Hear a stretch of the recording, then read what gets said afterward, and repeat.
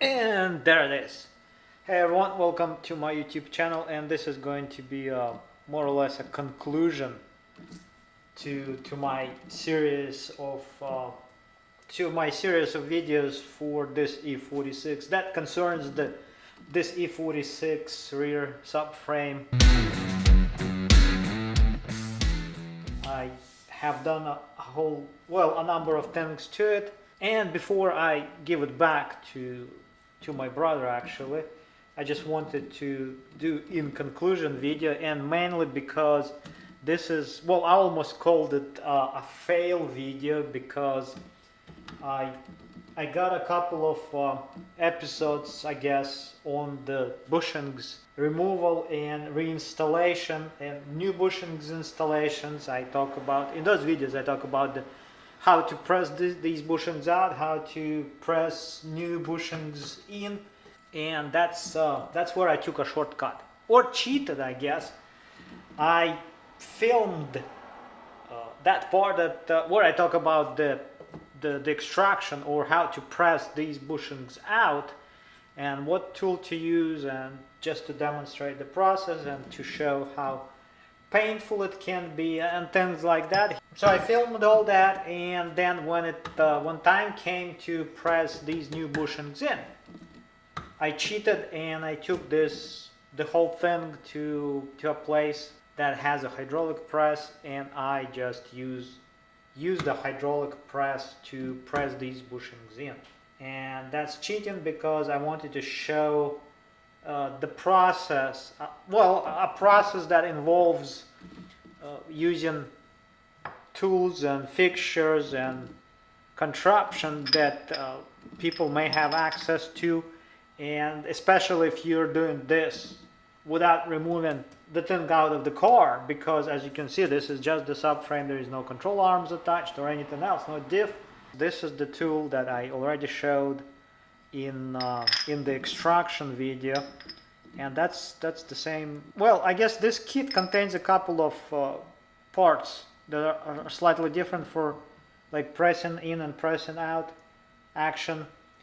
So these two are used to press these bushings in, and you have to install them properly. They have arrows to show the direction, so directions how to, so I guess back to front of the car, so you cannot really rotate them in any other direction, because I can see some openings in the rubber. So as you can see, the bushing has arrows here, so it's either way, but this is front to back or back to front. It cannot be installed this way, because again, there are openings inside of it right there. So I guess there is a certain way this bushing works, so, and it has to be installed in that way. This one says BMW. These are, what did my brother get? Lamforder. That's the brand he went with. And okay, I'm going to get back to this. What he said was that these are close to impossible to get in those that are not made in China, I guess. Well, these are not genuine BMW. I think I don't know what he was, I'm confused a bit. He was saying something that most of these bushings are these days made in China or something like that, and he did not want to use those, and he had a really hard time sourcing out those that are made in, I don't know, Europe, I guess, or not Germany, but whatever. Whoever else makes these in Europe.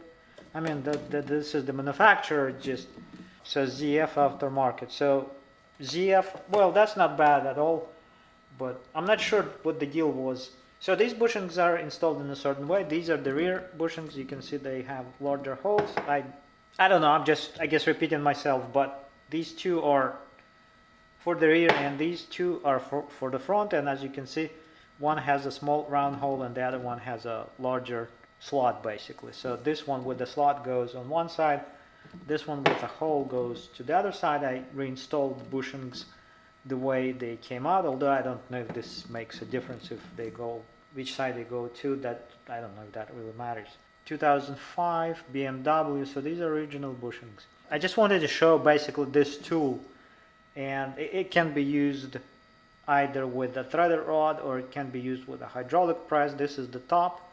to press this bushing in, you just install this over the top, and as you can see, it's got a shape to it, so the bushing has a matching, or the tool has a matching shape to the bushing. That's how this one is installed. This one is basically just a receiver on the bottom, goes under the subframe right here, in a sense that the bushing protrudes below the height of the subframe, so you cannot really be pressing against the flat, so you have to have this recessed. So this bushing would actually slide into it when it comes out of the subframe on the other side. So without this, you cannot really finish pressing this bushing in. So that's what you have to use, two of these, and that's all that it takes.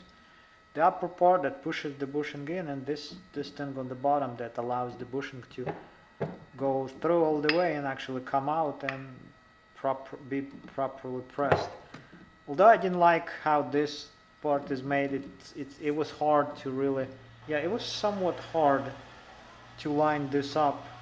Of course it lines up nicely with the bushing in place, because the bushing lines this to the subframe, but without the bushing this was a little bit slippery, so it was kind of moving back and forth a little bit. In any case, whether you use a hydraulic press or use a threaded rod to drive the bushing in, that's what you have to use, I guess. And this video is just a conclusion. It's pretty much something that you don't really even need to watch, but I guess a conclusion to this series of videos, and just to show the result, I guess, too. So all the bushings are new. I painted this. This should keep the rust away for many years to come, and yeah, that's pretty much all. So this thing is really not that huge compared to E90. E46 subframe is not really big. That's the final finished product, I guess. And this is going to be, I guess, like I said, a conclusion. I'm done with this subframe. A little bit of a couple of small scratches. I have a paint marker. So this should be it. And the main point of this video was that to show this tool that was used or can be used to press these bushings mounting bushings into the subframe. That should be all. And if you have any questions or comments, please don't hesitate, don't be shy to leave a comment. And yeah, that should be it for now.